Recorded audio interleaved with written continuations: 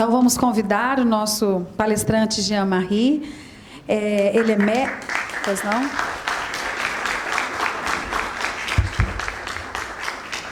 Ele é mestre em Direito Internacional, doutor em Ciências Políticas, pós-doutor em Ciências da Religião, professor aposentado da PUC Goiás e estudioso do fenômeno globalista. Seja muito bem-vindo.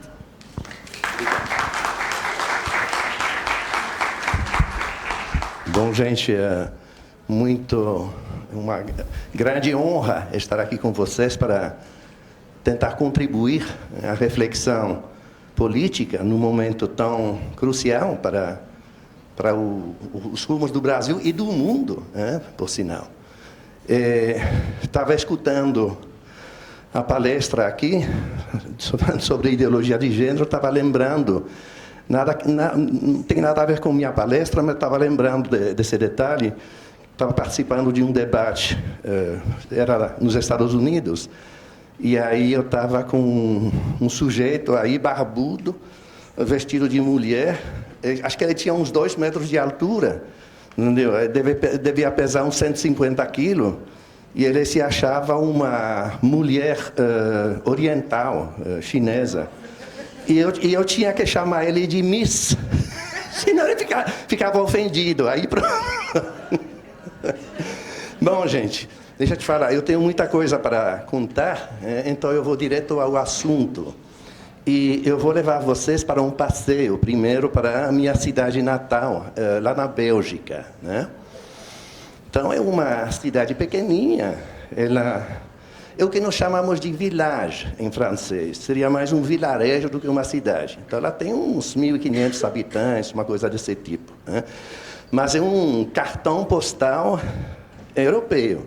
Vocês estão na Europa profunda, então tem um morro, um castelo, as ruínas de um castelo medieval, né? As casinhas em torno do castelo, até algumas casas aproveitando as muralhas como base, então dá um visual assim estupendo, né? E é naquele lugar que eu fui alfabetizado na década de 1950. Então, eu estou agora com 70... Eu nasci em 48, né? A alfabetização começava com 6 anos de idade. Então, isso nos leva a 54, é quando eu começo a aprender a ler, a contar, a escrever, né? Naquela época, isso se chamava escola primária, né? E isso, a escola era uma escola paroquial, né? Quer dizer, nós estamos na Bélgica, um contexto católico, né? E cada paróquia mantinha uma escola de ensino fundamental, onde todo mundo estudava, né? Rico, pobre, só havia uma escola, pronto. Até que funcionava muito bem, né? E aí, quando chegava a hora de ingressar no ensino secundário, 12 anos de idade, como a cidade era muito pequenininha, ela não tinha ensino secundário, aí nós tínhamos que ir para uma cidade vizinha. Ficava maior, uma cidade maior, ela ficava a uns 20 quilômetros de distância, né? E como, naquela época, as facilidades de transporte não eram o que elas são hoje, a gente andava de bicicleta, né? Então, era uns 20 quilômetros para ir, 20 para voltar. Isso era muito chão para a criança, então a gente passava a semana inteira na escola. Era um internato, né? E era um internato católico.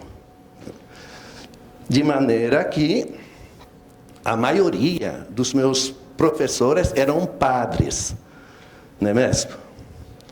E padre ensina o que ele sabe, que é grego e latim, né? De maneira que eu tive uma educação greco-latina hiperclássica, né? Então, com 12 anos de idade, a gente começava a traduzir os clássicos. Era Homero, Virgílio, Cícero, enfim, em grego e latim. Era uma bruta ginástica mental, né?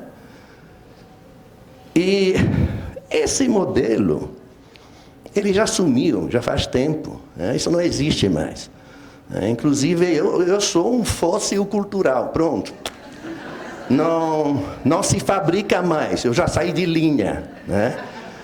Mas ainda eu fui formado, então, nesse sistema clássico, né? E, francamente, eu esqueci muito disso. Hoje eu teria dificuldade em traduzir um texto em grego, latim, tudo isso, né? Faz muito tempo. Mas o que me resta de tudo aquilo é, diria, uma sólida visão aristotélica, realista do mundo. Porque é para esse tipo de estruturação mental que conduzia esse modelo educacional, né? Então, tem que entender, gente, que o alvo pedagógico, naqueles tempos, era tipicamente o intelecto, né? Não os afetos, não os sentimentos, não as emoções, não as atitudes, não os comportamentos. Vocês estão entendendo? O ensino, ele visava, basicamente, produzir autonomia intelectual, né? Até assim uma certa capacidade de recuo filosófico, né? Mas, sobretudo, ele visava produzir conhecimento no sentido próprio da palavra, e não crenças, como hoje em dia. Estão percebendo? Aí vocês vão me falar, não, mas era uma escola católica, como que não... Você não vai falar de crenças, escola católica? Fala, não, gente. A gente rezava no início, no fim das aulas, a gente madrugava para ir assistir à missa na capela da escola, tudo bem. Mas a aula em si, vamos dizer, o ensino em si, era essencialmente cognitivo e não atitudinal. Vocês estão percebendo? Né? Então, a gente estudava geografia, matemática, gramática, enfim, aquele bloco de conhecimentos básicos que realmente emancipa o cidadão na vida, né? E a gente fazia isso com rigor, com disciplina. Era um ensino que calava os hormônios para trabalhar os neurônios. Você está entendendo? E imagino, então, que ninguém é de ferro. Depois da aula, todo mundo recuperava o coração, né? Mas, provavelmente, balizado por uma razão mais apurada, porque o momento da aula, a aula era o lugar do intelecto por excelência. Deu para entender? Eu não lembro, eu penso ser objetivo no meu juízo, tá, gente? Eu não lembro, naquela época, de ninguém transformando a sala de aula em clínica de psicologia behaviorista para fazer do aluno um ratinho de laboratório. Não penso, isso não existia. Não, o ensino não era esse condicionamento pavloviano de hoje em dia, né? A sala de aula não virava oficina de engenharia social, muito menos campo de reeducação política, né? Quer dizer, o ensino não visava produzir funcionalidade política, ou operacionalidade cultural, ou conformismo ideológico, não é mesmo? Quer dizer, o ensino não visava o ajuste da criança, o ajuste psicológico a uma determinada proposta política, né? Esse desvio, ele viria depois, com a introdução da matriz educacional UNESCO, que justamente transforma, que ensina mais a sentir que a pensar. não é mesmo? Que transforma a sala de aula em linha de montagem de cabecinhas politicamente corretas. Que converte a escola em fábrica de futuros eleitores progressistas. Que fala que ensina a criança a manifestar contra a homofobia, contra as mudanças climáticas. Mas se esquece, em grande parte, de ensinar as tabuadas, os pontos, as vírgulas, não é mesmo? Então, o ensino, na minha época, ele era diferente. Era aquele árduo esforço cognitivo. Mas, como eu disse, isso já era. Tanto no Brasil quanto lá na Bélgica, né? Esse modelo, então, já passou, de certa maneira. E uns tempos atrás, gente, eu voltei para a minha cidade natal, lá na Bélgica, de férias. E aí eu quis visitar a escolinha da minha infância. Para minha surpresa, ela não existia mais, não existe mais. Eles derrubaram a escola. Olha bem, muito sintomático. Derrubaram a escola e eles construíram outra escola no lugar. Mais bonita, mais funcional, mais moderna. Mas não é mais paroquial. Agora é uma escola pública. Agora, então, é o Estado que controla, não é mais a paróquia. Vocês estão entendendo? E os programas mudaram.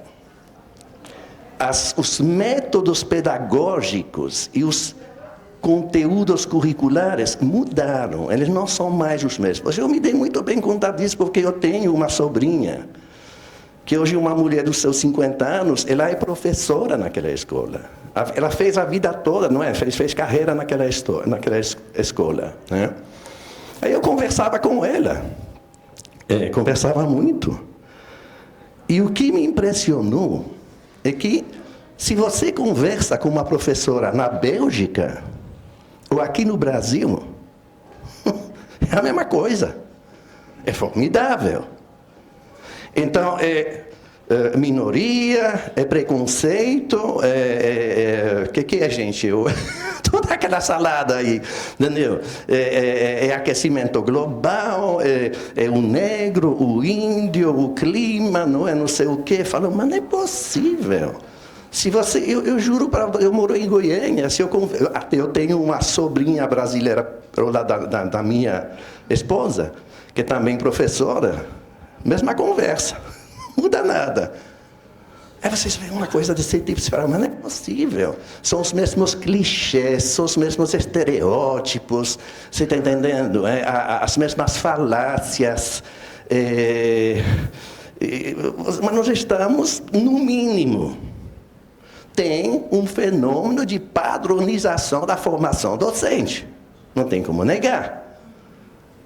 O que uma professora da Bélgica aprende na faculdade de pedagogia é a mesma coisa que uma professora brasileira aprende aqui. Né? E, obviamente, então, se tem uma padronização da cabeça da professora, tem uma padronização da cabeça do aluno, porque a criança, ela é destinatária última de tudo aquilo. Né? Então, nós estamos vivendo um fenômeno de uniformização do pensamento, dos afetos, das emoções. Você está entendendo? Né? É óbvio, é absolutamente óbvio. Esse sistema está produzindo um cidadão global, universal, um cidadão Coca-Cola. Ele é o mesmo na França, no Brasil, na Colômbia, mesmo conteúdo, mesmo formato, não é mesmo? Mesmo sabor, né? Nós estamos produzindo um cidadão de emotividade e racionalidade uniforme no mundo todo. Estão percebendo? E aí vocês vão me perguntar, mas por quê? Qual é a razão de fazer? Por que um francês não pode pensar diferente de um brasileiro pensar diferente de um sul-africano? Por que todo mundo tem que pensar igual? Não é? E a resposta, gente, ela é simples. É porque tem um projeto de governança global. Vocês estão entendendo? A razão é essa, né? Então, vocês... para quem tem um projeto de governança global, diversidade cultural é fria, é encrenca. Você vai ter uma parte do mundo andando na contramão do projeto, pensando distinto, não é mesmo? Todo mundo tem que pensar igual. É como uma montadora de carros. Pega a Volkswagen e ela coloca um modelo novo no mercado. Ela coloca 1 milhão de carros iguais no mercado. Gente, ela tem que produzir. Ao mesmo tempo que ela fabrica 1 milhão de carros, ela tem que fabricar 1 milhão de consumidores iguais. São aquelas técnicas de marketing, não é mesmo? Então, ela tem que padronizar os gostos, as fantasias, tudo isso, senão ela vai ficar com os carros no pátio, não vai ter mercado. Concordam? O pior, gente, é que você vende ideias políticas da mesma forma que você vende maionese ou ketchup, um produto comercial, são as mesmas técnicas de manipulação behavioristas, é a mesma coisa. Você está entendendo? Então, se a ONU, a Organização das Nações Unidas, tem ou quer vender um modelo único de democracia, entre aspas, para o mundo inteiro, ela tem que produzir milhões e milhões e milhões de eleitores iguais. Ela tem que padronizar os comportamentos eleitorais no mundo todo. Vocês estão entendendo? Então, ela tem que uniformizar os valores, ela tem que uniformizar as expectativas, as aspirações. Vocês estão percebendo? E é isso que nós estamos vivendo agora. É uma verdadeira operação de clonagem das mentes. Percebem? E justamente a educação UNESCO, esse modelo, ele conduz a esse tipo de clonagem cultural. É isso. Tá.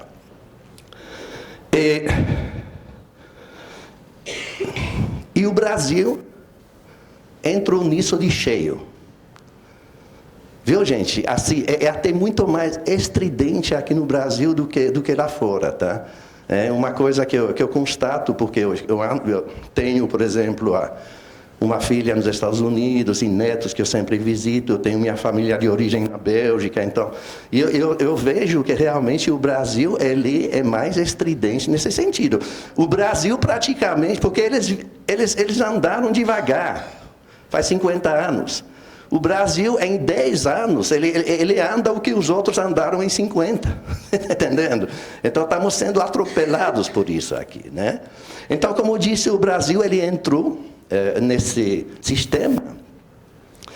E eu diria que o Brasil ele vive tempos de colonização cultural. Tá? E, para ser mais específico, porque nós estamos falando de educação, ele vive tempos de colonização educacional. Né? O Brasil importa quadros ideológicos e métodos pedagógicos e conteúdos curriculares incubados nas universidades norte-americanas, não é mesmo? Para difusão periférica via organismos internacionais. Então, via UNESCO em primeiro lugar. Né? Eu queria que vocês parassem um pouco para pensar, mas todo esse pacote ideológico, feito de LGBTismo, feminismo, ambientalismo, climatismo e tudo aquilo. Gente, para pensar. Nós não inventamos nada disso. Isso não emana do Brasil profundo. Tudo aquilo vem de fora. Estamos de acordo? Tudo, 100% são ideologias importadas, né? O Brasil figura nesse enredo como receptáculo passivo, né? Eu desafio qualquer um a me mostrar um só e único conceito nesse quebra-cabeça ideológico por inteiro que tenha tomado corpo no Brasil para a projeção internacional. E não vai achar porque não existe. Vocês estão percebendo? Não adianta, não vai achar. É sempre de lá para cá, nunca de cá para lá. Então, é uma transmissão unidirecional de modelos. Concordam? Então, é realmente um fenômeno de colonização cultural, de imperialismo cultural. Você sabe, o colonialismo clássico, Portugal, ele mandava nas suas colônias, era uma relação de dominação bilateral, não é? E ninguém de fora interferia.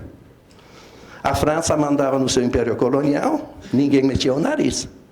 A Bélgica também, o Reino Unido também.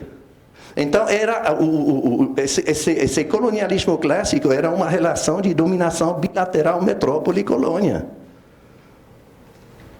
Esse modelo não existe mais. Esse modelo, ele morre com a Segunda Guerra Mundial e com as grandes conferências diplomáticas do imediato pós-guerra, que criaram todo esse arcabouço institucional no qual nós vivemos até hoje. É aí que se cria a ONU, tudo. Vocês estão entendendo? Né? Então, o que nós temos hoje, a configuração geopolítica que nós temos hoje, é basicamente alguns estados hegemônicos, sei lá, vocês podem chamar isso de primeiro mundo, se você quiser, né? Que fazem, vamos dizer assim, a lei que rege o mundo, ela nasce em alguns estados hegemônicos para amadurecer nos organismos internacionais e impor-se no resto do mundo. Vocês estão percebendo? Deu para entender esse modelo? Tá. Então, basicamente, é um pouco, assim, se eu puder simplificar, como se nós tivéssemos uma metrópole coletiva composta por esses estados poderosos e uma colônia coletiva composta pelo resto do mundo, simplificando um pouco o quadro, por razões didáticas, não é mesmo? Então, o modelo basicamente é isso. Vocês têm alguns estados hegemônicos que controlam os organismos que controlam o mundo. Basicamente, é isso o esquema. Não é mesmo? O problema é o seguinte, gente. Cristão, escuta agora. Que aqui que a porca torce o rabo. O problema dessa forma de imperialismo que a ciência política chama de globalismo, de nova ordem mundial, não é mesmo? O problema disso é que ela tem uma dimensão espiritual, ela tem uma vertente religiosa. Tá. O globalismo, ele não trabalha apenas o plano ideológico, cultural, econômico, militar, não, gente. Ele tem ambição além da matéria. Né? Vamos dizer assim, ele não visa, é um sistema de poder, um projeto que não visa apenas repensar o mapa intelectual e afetivo. Ele vai mais longe. Ele visa redesenhar o panorama espiritual, religioso do mundo. Então, ele tem, não é apenas conquistar mentes e corações, segundo a fórmula clássica, é também controlar a consciência religiosa do mundo. Né? De maneira que aquilo que eu descrevi para vocês, falei, não são alguns estados hegemônicos que controlam, não é, a decisão do mundo. Entendeu? Gente, eu vou ter que corrigir. Na realidade, se você olha um pouco mais, se fuça um pouco mais na história, você logo percebe que esses estados hegemônicos, eles são teleguiados pelos interesses financeiros internacionais. Eles são teleguiados, então, pelos bancos, você está entendendo? Pelo capital transnacional. E fica muito claro, se vocês estudam um pouco, salta aos olhos. Então, na realidade, são os estados que conduzem o baile, mas é banco que toca a música. Está entendendo? E se brincar, é o capeta que escreve a partitura. Com certeza, com certeza.